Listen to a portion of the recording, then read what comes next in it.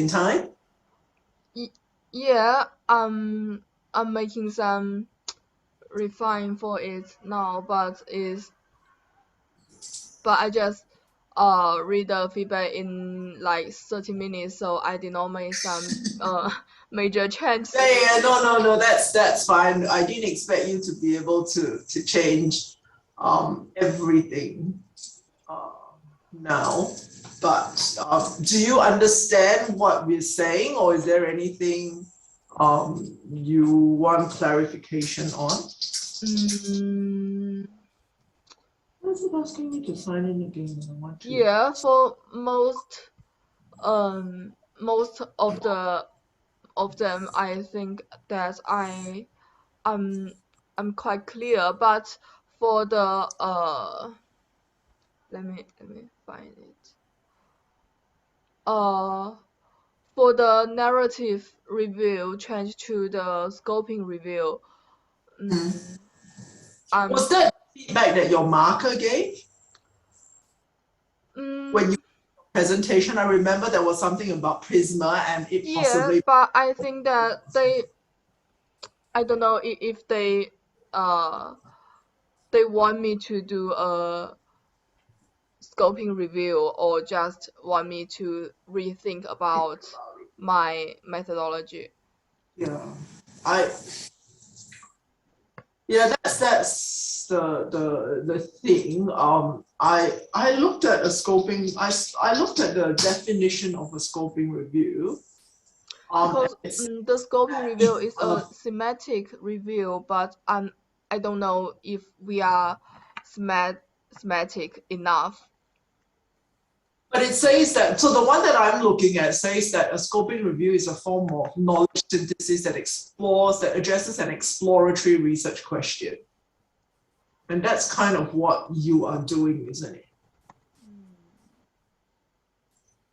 Synthesizing research evidence to categorize existing literature.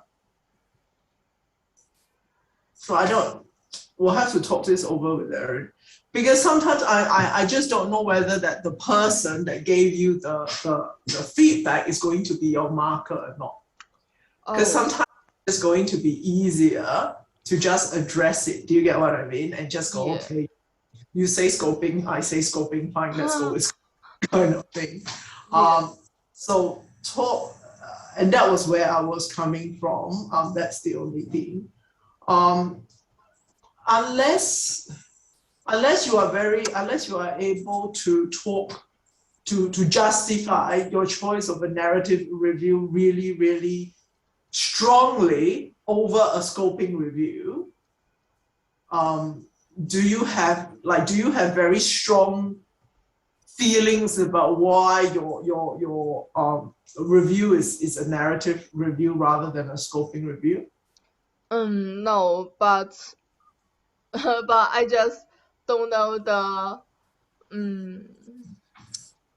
like we are doing the same thing, but I don't know why it just changed. Because what I'm looking at this, I'll just send you Hi, Erin. Hello, sorry, I'm a bit late. 5 minutes exactly, look at that. So, yeah, Ishan was saying that she's not convinced that it's a scoping review. Okay. And my take on it was, I don't know whether the person that was providing the feedback for her to her presentation the last time would potentially be the marker, or anything of that sort. So I suppose my thing is, if whoever provided the feedback could potentially be the marker, the easier way out is to just go, yeah, you've recommended, you've indicated maybe it's a scoping review, let's go with the scoping review. Unless Ishan has got very strong views in terms of why it should be a narrative review. I put up a chat, a definition of scoping review chat. So it could be that the person who provided that comment's a marker. It could be just one of the many comments as well. We don't know, Ishan. That's the thing. Ultimately, we can leave this in your hands, Ishan. If you have strong views that you think this is a narrative review, what you might want to do then is in your presentation and in your methodology chapter, we just have to make sure that justification is clear. And when you're talking about the differences between a narrative review and a scoping review, all your justifications clearly dismiss the scoping review as being appropriate for your research. So it's not, it needs to come out a bit in the presentation, but then the thesis needs to have that update. I am happy for you to do that. The caveat is if the person who wrote that comment is marking your thesis and feels really, really strongly, the risk you run is if your justifications aren't strong enough, you may be marked down for it. Yeah, so I don't know how, will I don't know how have much, but a deeper I will read some papers first to understand the scoping review. Yeah. So do that, and then if you and so I suppose what and Ming Chao, if you're happy as well, what we could probably say, we are happy to support whichever decision you make, but make sure it is justifiable either way. And then if you want to stay with the narrative review in the end, just be aware that it may mean potential implications for market. It may not as well. If you justify it enough, the thing about research is even if I disagree with a research principle, if I can see you've justified it, it's appropriate and it's applied appropriately, I can't mark you down because it's been, even if I go, oh no, that's not appropriate, if you've argued it logically, clearly. Erin's frozen. Yeah. He's frozen. You're not frozen. Erin's frozen. Yeah. Hello. Erin, you're frozen.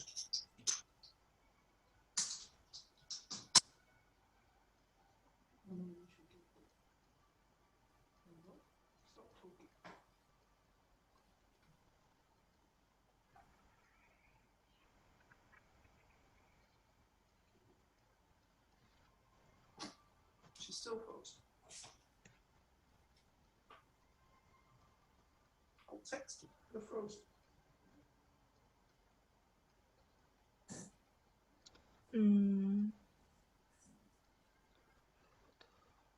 And what she says is true. As a marker, we when we mark a thesis, we look at the justification for the choice of a particular methodology. I might not agree with the methodology, but as long as you can tell me this is why I've done it, you know, and make that convincing, then you won't be marked down on the methodology itself. But the important thing is to be able to provide that justification. Yeah, I just need to know better about the scoping review first. Yeah, because we are doing the same thing, but because we haven't looked at scoping reviews.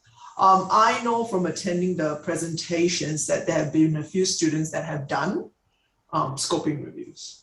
For at least they claim in their presentation that they've done a scoping review. They haven't actually said why they've done a scoping review, but like, you know, in a big, I think because the presentation is very, the time is very limited, so they've just presented that, okay, we've done a scoping review and this is our results kind of thing. Yes. So yeah, there's a lot of things on scoping reviews everywhere, depending, and a lot of the universities, the libraries have got definitions of scoping reviews and things like that. My concern is you don't really have a lot of time to go through, you know, all of this stuff, if you like. But yeah. So apart from that, do you have any other questions? Yes. For the let me check.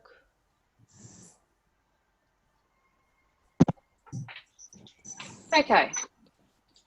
Hi, Erin. I'm back again. Sorry, my internet in my house just decided to die. Oh, I'll look at that later. I'm connected via my phone, so. Cool. No, Cool. so your presentation is going to Yeah. read through some literature about scoping reviews and Yeah, cool. okay. Okay. My concern is we're running out of time. Yeah, what you need, because you've got to remember your presentation you have to give to Sarah by midnight tonight. So you're And going that's to like have 9 o'clock or 8:30 China time. Yeah, so I Yeah. just need to send the email to him because I did not see the Dropbox in the Milo. Yeah, good. So can you CC us in as well, please, so you Okay. can get that opened. So you need to.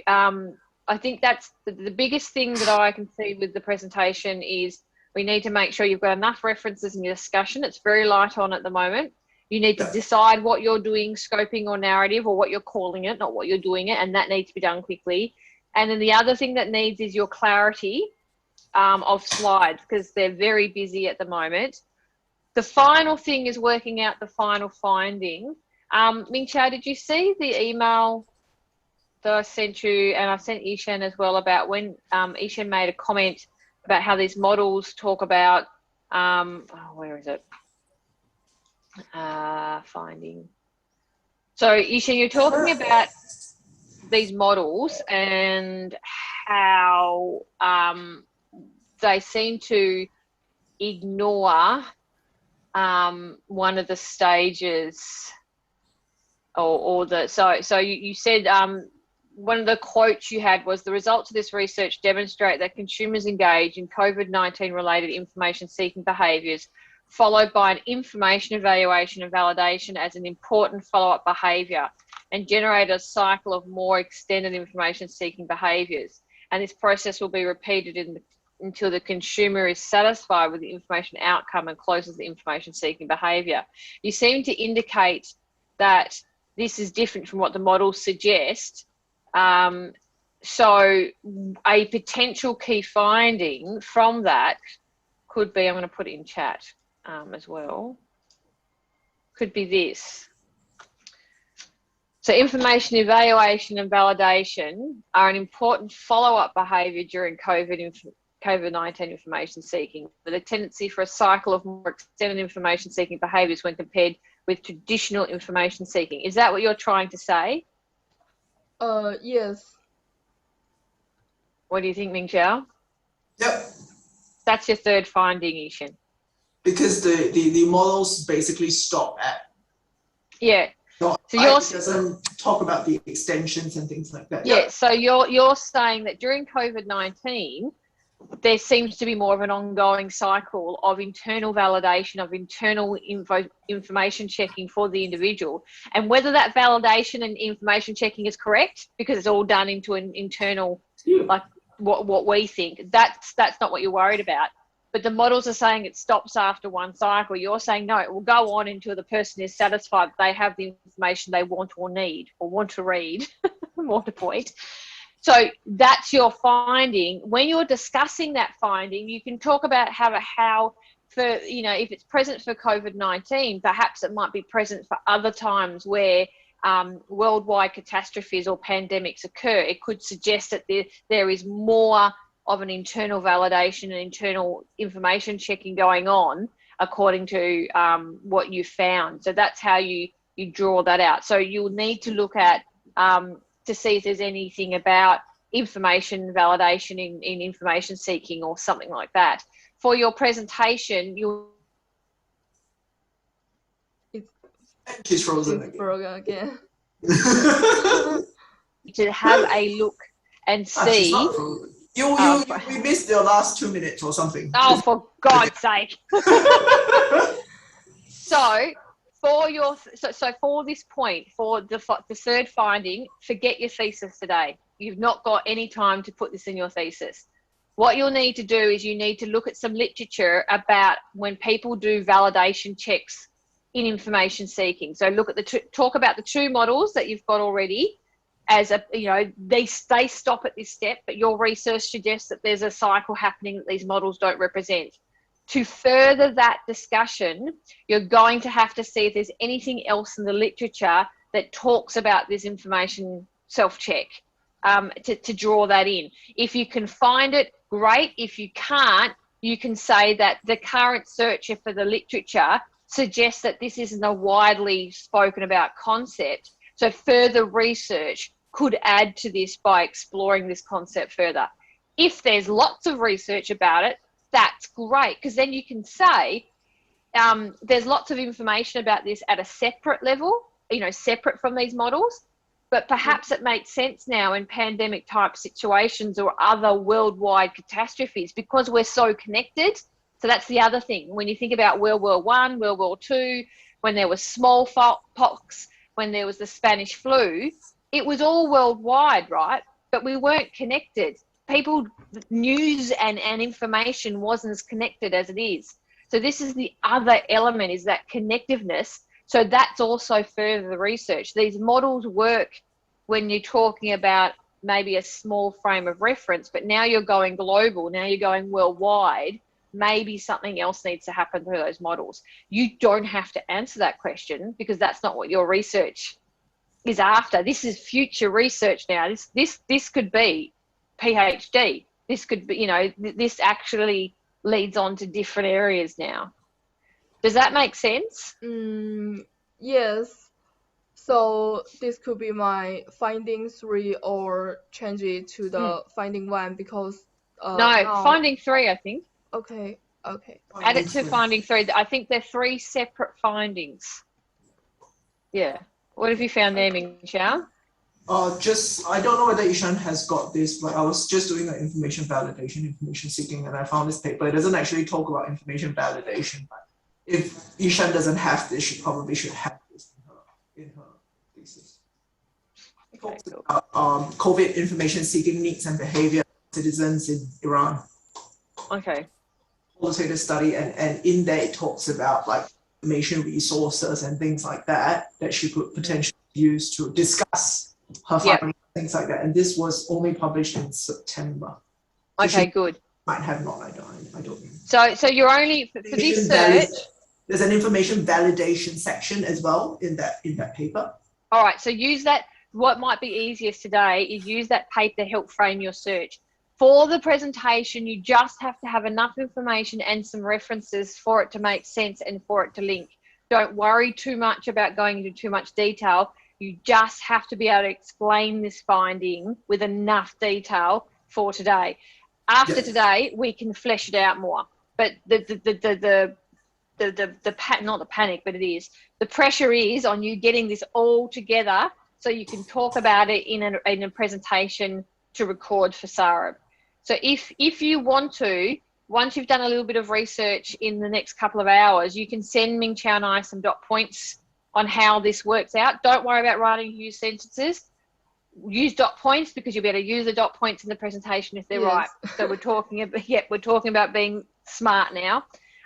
So if you want to send that to us once you've done that initial search, so we can just have a little bit of a look and a brainstorm, and then you really need to get cracking on recording your presentation.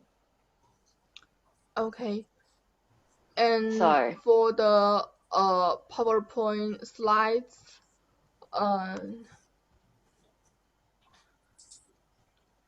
so the 3 needs to be changed.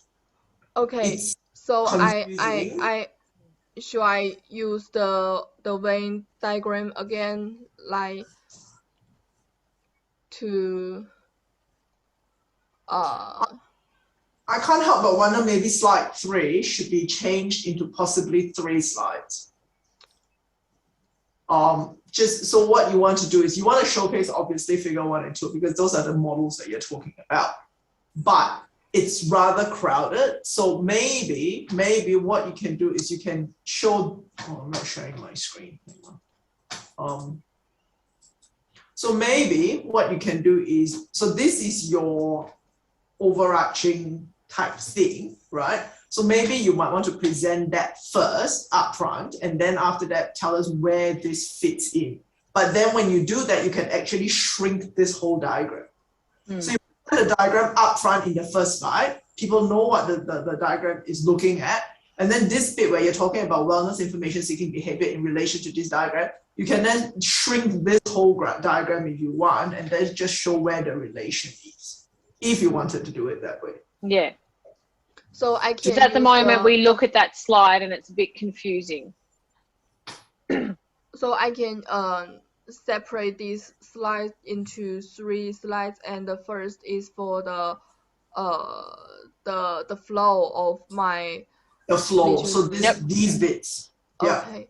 And the second and the third is for the digital social networks and wellness information seeking behavior. And So the second would be highlighting this in the perspective of this, and the third will be highlighting this in the perspective of this. Yeah. Okay. So you're showing the audience where these fit into your literature review. Because at the moment, if people look at this, they're just going to see, oh, there's two models and there's some work. I don't know what this is meant to mean. But if you split it up, people will then say, okay, this is how the jigsaw fits together. Okay. And the reason why we told you to keep it to 15 slides is because it's a 15-minute presentation. We don't want you to go over. But then that doesn't mean you're cramping everything into one slide either. Yeah.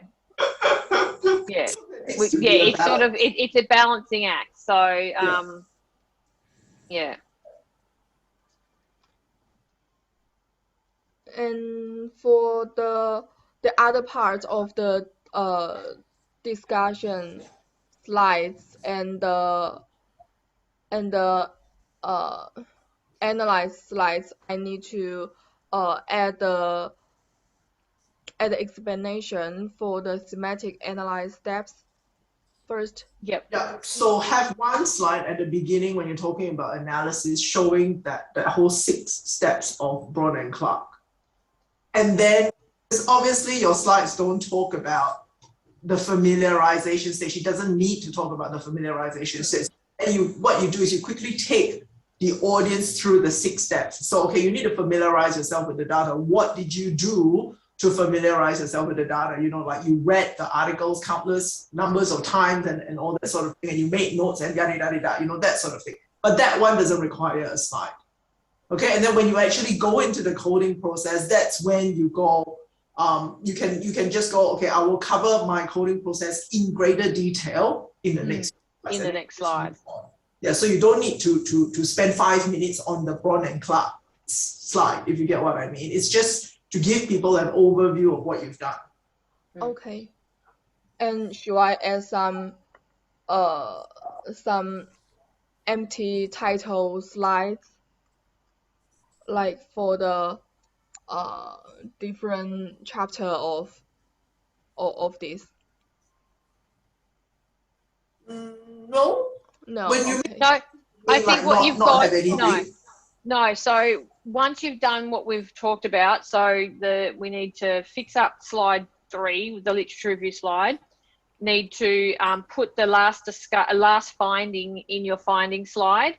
Fix up your thematic analysis, so you've got the extra, and then also put more references across your slides, and then just make it so the formatting's consistent. That's really all you need to do. That's that, and the scoping versus narrative review. Solve that puzzle.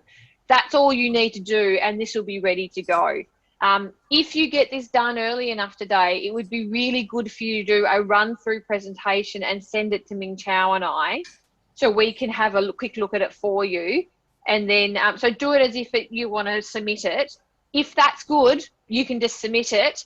But I'd like to do at least one check. So if there's something that we think is jumping out, we can give you some quick feedback, and then you can do another recording and send it off to Sarah. So okay. That's what I think we should do today. Ming Chao and I both are marking and doing things, but we need to probably do a sanity check. Ming Chao, you were going to say something? Ishan, when you're recording the PowerPoint slides, right? Record them like you do the whole recording thing. You don't have to redo your whole presentation again. So if there is something that Erin and I find that's wrong, you just need to go into that slide and record over. Okay. Okay, so just make sure that, do you get what I mean? Like if you do the PowerPoint recording, and then after that, after you export it to video, but before you do that, it's individual slides. So if we find something that's wrong, she doesn't then have to go through the whole 15 minutes of recording again. No, I like that. Do you know how to do that, Ishan? So should I show the video of my face? You can do that. So in PowerPoint, you can do, when you're doing a recording per slide, there is an option for you to have your head of view as a little corner of the slide. So you can record slide by slide with a little image of you in the corner. And then, yeah, and so then what that's going to do is, as Ming Qiao said, if everything's great, that's fine. But if there's a slide that we need to change, instead of you having to record the entire presentation again, you go to that slide, record it, and then what you do for the final thing is you export it as a video. So then it views as an entire video. You can send it to us as the PPT file, the recorded PPT file. We can watch individual slides. Because we can watch individual slides, but then you can export it to video. So it will save time for you as well, instead of having to do the whole thing again. So I can record the presentation for the separated PowerPoint slides in PowerPoint itself. In PowerPoint. Yep. Have a quick look. If it's too hard for you to work out, just record the entire thing and we'll do it that way. But if you can do it that way, it'll be a lot easier on you, but not if you have to learn how to do it. It might be easier just to do it all in one. Okay, I will try first. It's just slideshow. If you just go into slideshow, Yishan, and then record slideshow or something.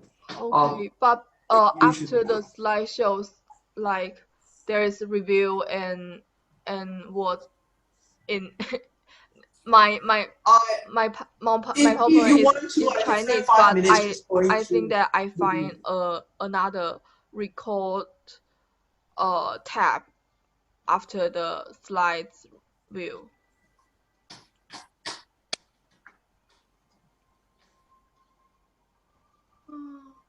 Why can't I download it, Erin? Why do I always have difficulty downloading it? I didn't download anything at the moment in case my internet cracks the shit again. I will find some manual to do this later. There is, on Microsoft Office Help, there is a couple of versions. One of them is recording video to a slide, and there's another one, I think it's recording video with a headshot to a slide. And that's what you want to do. You want your head to be in the slide, essentially. Ishan, I'm just sharing my screen. Yeah. Okay, so if you go to slideshow. Yeah. Slideshow. Oh. And then you just go record from beginning. Okay. And that's basically it. So what you have to do a step before that to put the head in, though. That's just. As long as your video is on, it's there, isn't it? Or I don't know. It doesn't mention that, but in the presentation meeting, are there other students to show their face? No, because presentation was live. Yes.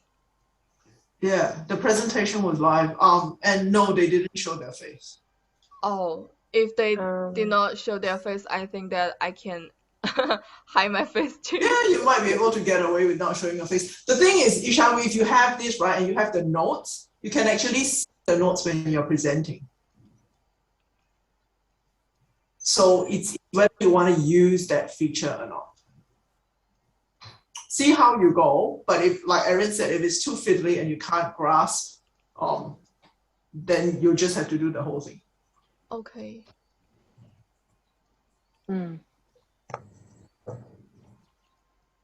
Cool. Erin, the 300 papers? Oh, yes. So with the 300 papers from the pre-COVID, you read the abstract, didn't you? You didn't read the entire paper. Is that correct? Or did you read the entire paper? For the pre-COVID, did I mention the pre-COVID part literature? Let me check again. So remember, was it research objective 1 was supposed to be answered from scanning the literature from the 300 pre-COVID papers. But in it was saying that it's chapter 2. It was saying that the results of the literature review chapter that leads to the answer for the research question objective 1. Okay, so this is your literature review, Yes. not your the articles that you did for the theming. Yes, yes. So this isn't the pre-COVID. This isn't yeah, the 300 pre-COVID articles. No, this is the general literature review. Yes, general literature review. Okay.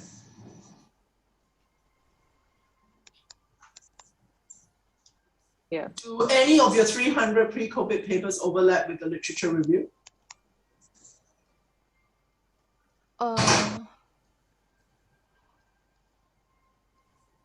Could you pardon? Like, so you said that you found 300 pre-COVID articles that we didn't know what to do about. Do any of the 300 papers overlap with the literature that you've used in chapter 2? I think that I use several of them. I found that they are. They're all discussed in chapter 2 already. Yes, but I did not like after I find the 300 papers, I did not change the formal literature review chapter according to the 300 papers. No, that's okay. But Ming Chao's asking, the 300 papers that you've got, does some of them appear, like were some of them already in your literature review chapter, or are they all different articles? Oh, some of them are in the literature review. In the literature review already. Okay. Yes. Yeah, good. That's okay. That's okay. Yeah. Okay. Cool. But now for the presentation and the current version of my thesis, I did not mention the 300 papers. Yep, don't worry about it. If they're already in that literature review chapter, some of them, that's all in there and that's fine. We're just going to make sure the methodology chapters worded appropriately. They don't get that sense in the presentation, so it doesn't matter. We just wanted to check. Because it'll be an issue if you highlight something about 300 pre-COVID papers and it's not addressed, then there's going to be problems. Yeah. Cool. Okay. Okay. So refine the slide 3 and add the schematic review, schematic analysis. Yep. Yes. And then for your existing slide 15, you need to update the finding. Okay. Finding 3 with, you can change the wording if you want, what I put in chat, but that was just a rewording of what you had. So just to try to make it as a statement rather than a outcome. And add more references. Yeah. Slide 5, Erin. Final aim, so I've shared the screen. Final aim is not derive COVID-19 influence consumer wellness information seeking behavioral model. Oh, no, it's not. It does not have a model. Yes. No. So I need to just get rid of that, because I think you've done a fair amount of work regardless. That model might be something that's further work, further research. You certainly uncovered enough things that are not expected or captured. So there is further work. So get rid of that final aim and just leave the slide 5 with the research questions. Get rid of the aim from the title, just research question and objectives. Yeah, just delete this final aim part. Yeah. Okay. Yeah, and from the title as well. Okay. Yeah. Thank you, Big Chow. I didn't even pick that up. God. Okay. Yeah, it feels a bit like that. And in terms of, I'm assuming, Ishan, that this is correct with slide 9 with your n equals 88, n equals this, n equals that. I'm assuming that that is correct. Yes, because like if somebody does a check and it doesn't work out, then we're in a bit of a stride. Yeah, so you've double checked those numbers, haven't you? Yes, I check again, but for reading the title and abstracts and for the retrieval, I don't know if we have the same criteria. It's okay, as we talked about before, it's okay if they get results, the difference in the 10 or 20s. or what have you. It's when they get differences in the hundreds or thousands, because then they go, because It's not right. when you did this was like in August or May sometime. So between now and then, there's a lot more research, but there won't be thousands difference is what we're talking about. So as long as it's in that ballpark, that's what we want to make sure. Yeah. Yeah, cool. Awesome. So there's quite a lot for you to do, Ishan, but I suggest you just list down what you have to do and just tackle it one by one. Yeah. And cross it off. So the discussion bit, do you want to talk a bit more about the discussion bit, Erin? The discussion bit, really, you really need to have more literature in there. In your discussion chapter, you'll see that I've put in-text citation to support this, in-text citation to support this. That's your first, and it was really good that you made those statements. Once you've made the statement and supported it with, you don't necessarily need to put an in-text citation with that statement. You then need to have a paragraph after it talking about how your statement that you found from your research compares to what is currently out there now in the current body of knowledge. So you use literature from your existing literature review and you use updated literature, because that's what you're doing. So you're saying, my research found X. Now, compared to what everyone else found, this is what happened. So you don't need to have a huge discussion, but that's what's missing now from your discussion chapter. Don't worry about that too much with your presentation. What you need to worry with your presentation is you need to have some more in-text citations and references. And then when you're talking about each of your findings here, you might want to have a sentence after the main thing that comes out. You may want to have a sentence of what it stands with the current literature. Do you know? So this aligns with so-and-so's research, or this is in this contrast, contradicts whatever. Just that sentence. That's all you need. You don't need to go into a huge discussion because you don't have time, but you need to be able to show that you've gone back and looked at your literature. So that's the only thing really. You've written the discussion chapter reads quite nicely. I'm very pleased with it at the basic level, but it's still at the moment a findings or a result chapter because you haven't integrated the literature in. You've got all those nice nuggets now, so you've got the setup ready, but you need to have that discussion with the literature. So then that draws it together, because what that discussion chapter will do, it puts what we call the so what for your research.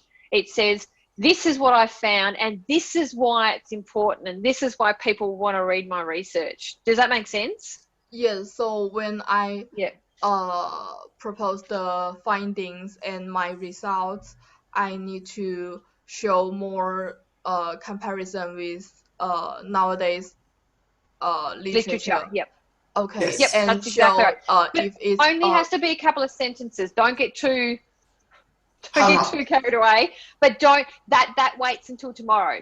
You'll need to have some current literature in your slides, so you need to update that, and you'll need to have a couple of statements. But don't worry about going too much in depth. So I just need to add some in-text reference in the PowerPoint slides now. But if I need to say that it's aligned with somebody's research in align or contradict. Or contradict, or you can't find any evidence of it. That's usually the three things you say. This is agreement with Erin's model. This disagrees with Ming Tao's model, or I actually can't find anything about this in the current body of literature, so this might be worthy of further research. They're essentially the three statements you only need to make, and then you're discussing the literature for the presentation. That makes sense. Okay. But just worry about your presentation today. So you don't need to worry about writing paragraphs about how it aligns. Points.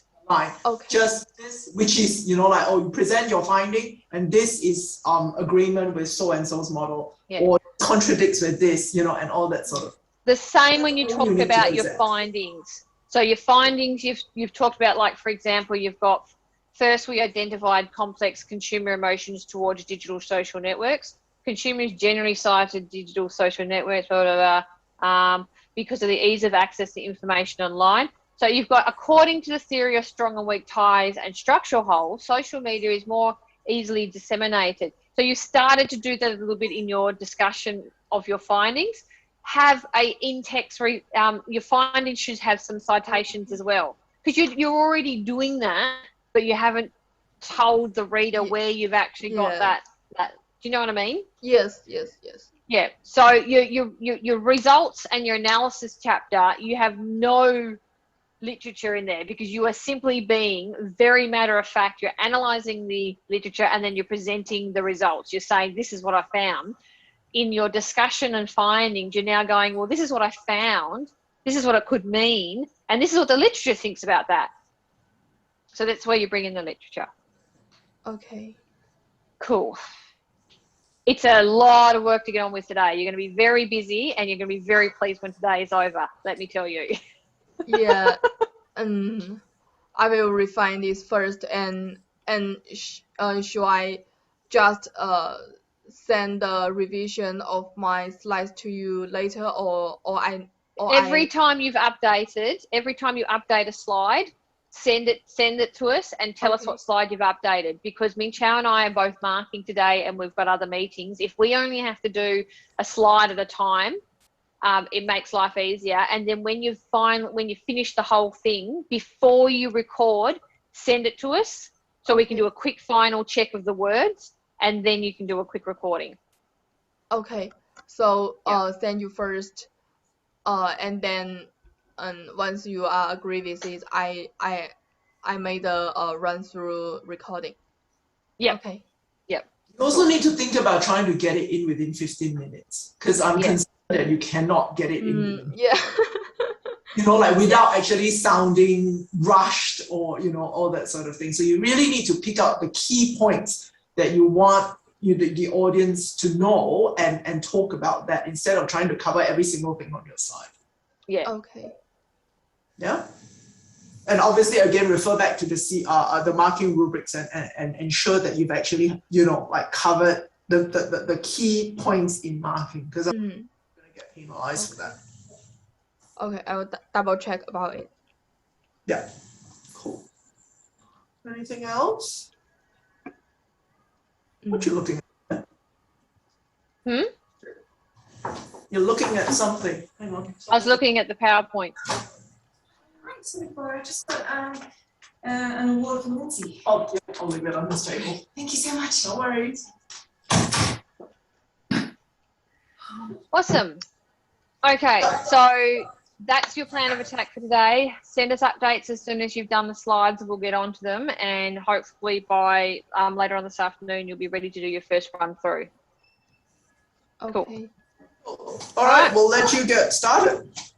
Okay, thank you for your feedback. That's all right. Good luck. Bye. Bye. See you.